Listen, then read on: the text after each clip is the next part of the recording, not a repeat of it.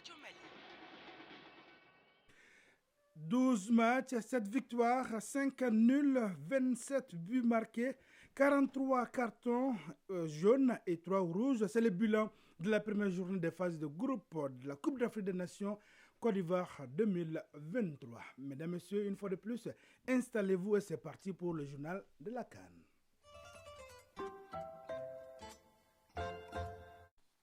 Et oui, le journal de la CAN en ce jour jeudi 18 janvier 2023. Mesdames, Messieurs, une fois de plus, bonjour et bienvenue dans ce journal de la CAN. Eh bien, la première journée des phases de groupe a pris fin hier avec, bien sûr, 12 matchs disputés, 7 victoires remportées, 5 matchs nuls, 27 buts ont été marqués, 43 cartons jaunes ont été donnés et 3 rouges. C'est le bilan de la première journée des matchs de poule de la CAN Côte d'Ivoire 2023. Le match fair play est celui de la Tunisie et Namibie avec 0 carton jaune. L'équipe le plus grand nombre, avec le plus grand nombre de cartons jaunes, c'est l'Algérie, 4 cartons pris. Eh bien, match avec le plus grand nombre de cartons jaunes, c'est la rencontre entre le Ghana et Cap-Vert, 6 cartons jaunes, dont 3 de chaque côté.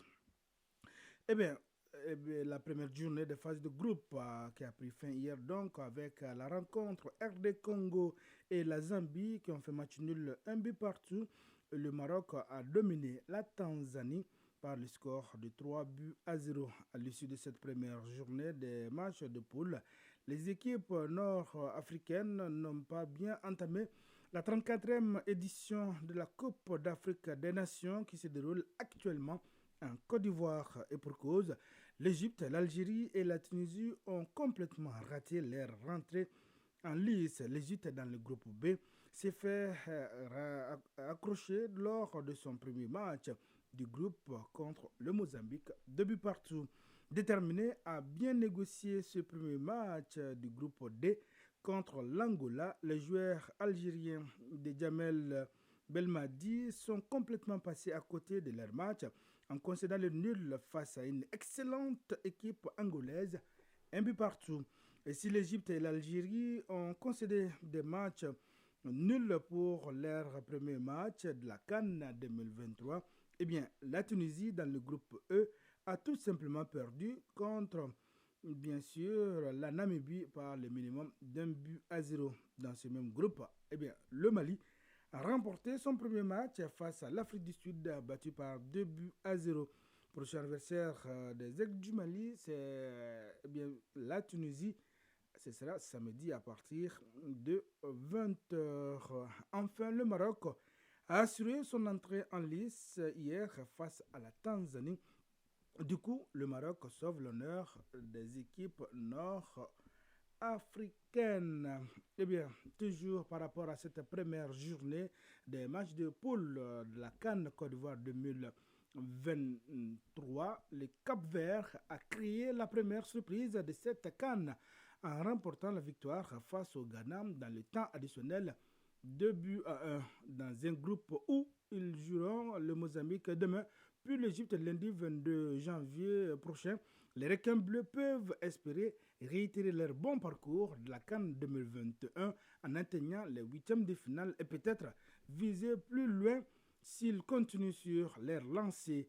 Mais l'exploit de cette première revient évidemment, de cette première journée revient à la Namibie qui a décroché la première victoire de son histoire dans la compétition en faisant chuter la Tunisie en toute fin de partie, 1 but à 0. Les braves Warriors affronteront l'Afrique du Sud dans un duel entre voisins dimanche, un duel entre coéquipiers en club, puisque plusieurs internationaux namibiens jouent pour des équipes sud-africaines à l'image de leur capitaine Peter Chulili.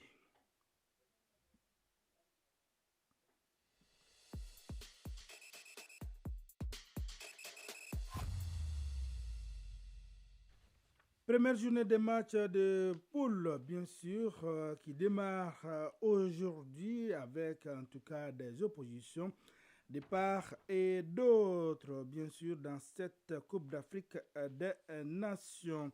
Côte d'Ivoire, Nigeria, Égypte, Ghana, Sénégal, Cameroun, choc des géants en vue dans cette Coupe d'Afrique des Nations Côte d'Ivoire 2023. La deuxième journée des phases de groupe qui débute aujourd'hui fera la part belle aux confrontations entre favoris de la compétition et pour certains d'entre eux, une victoire est déjà impérative sous peine d'être déjà en mauvaise posture. La deuxième journée de la CAN qui débute ce jeudi offre des duels en gros dans chaque poule.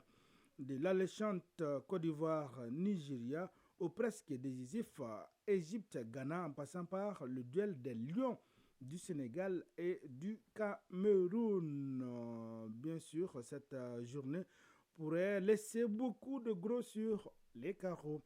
Entre sérénité, doute et besoin de rebond, les favoris n'aborderont pas ce choc de la même manière. Bien sûr, cette rencontre, cette deuxième journée de phase des groupes. Eh bien, la CAN qui se poursuit avec le démarrage, oui, je le disais tout à l'heure, la deuxième journée des matchs de poule, une impressionnante opposition mettra aux prises la Côte d'Ivoire, pays hôte, et le Nigeria à partir de 17h. Auparavant, en 14h, la Guinée-Bissau jouera contre la Guinée équatoriale. Et la troisième rencontre de la journée mettra aux prises le Ghana et l'Égypte. Les enjeux de ces rencontres avec Isaac Tchenou.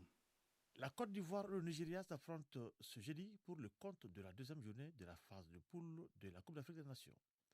Les Super Eagles sont déjà sous pression après avoir concédé le nul à la Guinée équatoriale lors de leur première sortie, un but partout.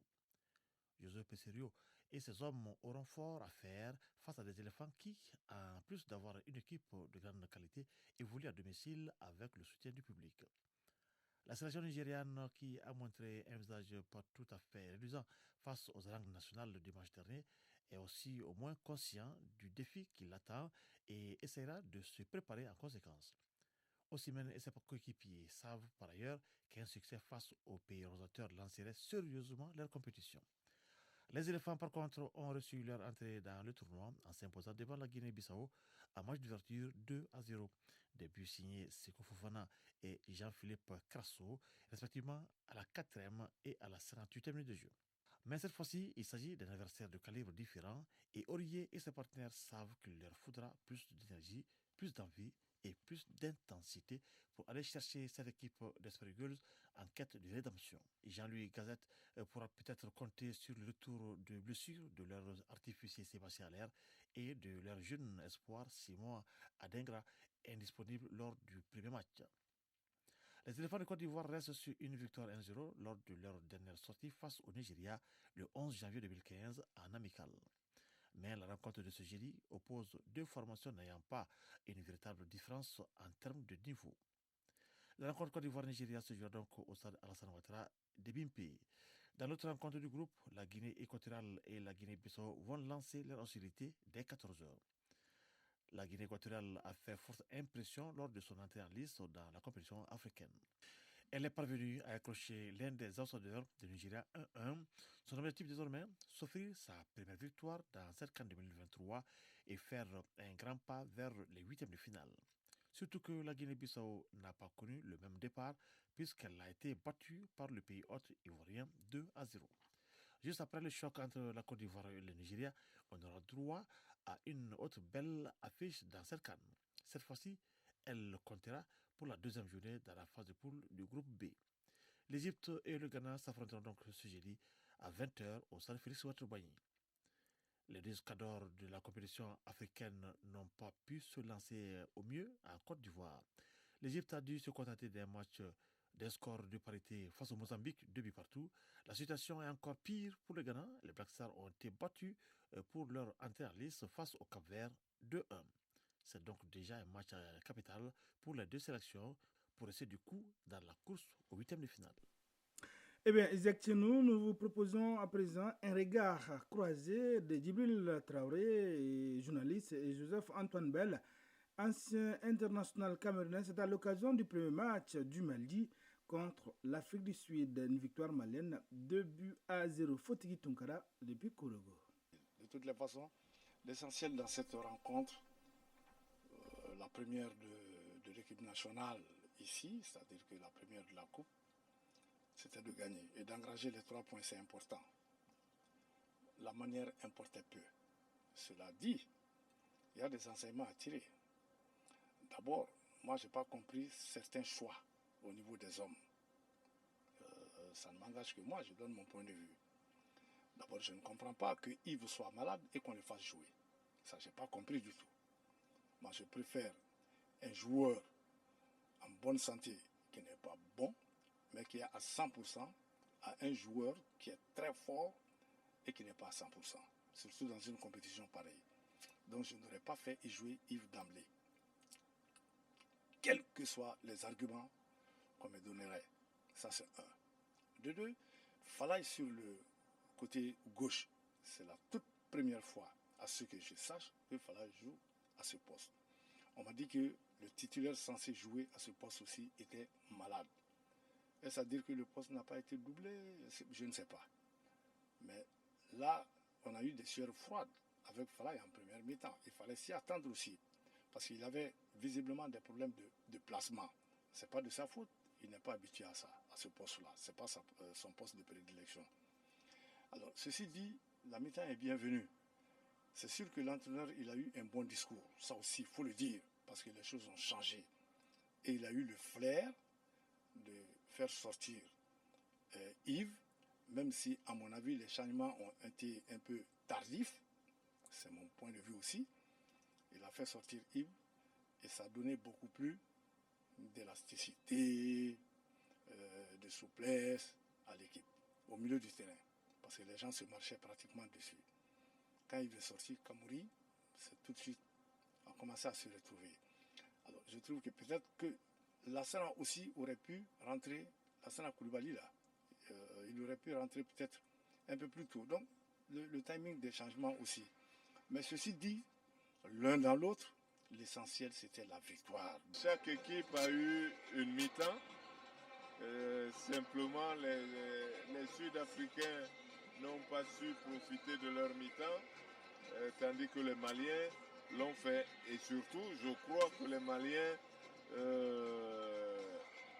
la chance du vainqueur, ce pénalty manqué par les Sud-Africains, mais surtout donc, finalement, le Mali a été efficace dans les deux surfaces de réparation. Ne pas prendre de but et savoir en marquer, parce que les Sud-Africains ont eu des occasions de but que Diarra a su enrayer, et grâce à Diarra, le score est resté à 0-0, ce qui a permis qu'à la mi-temps, l'entraîneur puisse apporter les corrections qu'il fallait et que le Mali reprenne sa marche en avant, parce que le Mali avait bien démarré le match et rapidement avait perdu pied. Et là, en deuxième période, il a repris le match là où il avait abandonné en première période. Ça a permis de voir un autre visage du Mali. Peut-être que c'est le vrai visage, mais je sais que les Maliens me diront qu'ils préfèrent cette équipe-là et que c'est ça le vrai visage du Mali, tant mieux. C'était là donc l'avis de Djibril Traoré, journaliste, et de Joseph Antoine Bell, ancien international camerounais. Eh bien, principale information à retenir, la première journée de la phase de groupe qui a pris fin hier. 12 matchs ont été disputés, 7 victoires, 5 matchs nuls, 27 buts ont été marqués, 43 cartons jaunes ont été distribués et 3 rouges. C'est le bilan de la première journée des matchs de poule de la CAN Côte d'Ivoire 2023. La deuxième journée des matchs de poule démarre aujourd'hui à partir de 14h. La Guinée-Bissau jouera contre la Guinée équatoriale. À 17h, le pays hôte, la Côte d'Ivoire, sera face au Nigeria pour un duel sur régional. Et la troisième rencontre de la journée mettra aux prises le Ghana et l'Égypte. À suivre donc cette rencontre sur ORTM 1. Ghana-Égypte. Voilà, c'est ce qui m'a fait à ce journal de la CAN. Présentation Abdelkarim Kaba, la mise en œuvre assurée par Mamadou B. Diallo. Tout de suite, les avis et communiqués avec Moussa Koulibaly. Merci d'avoir été de nôtre. À très vite sur ORTM. Le journal de la CAN sur Radio Mali. Le temps sur les ondes.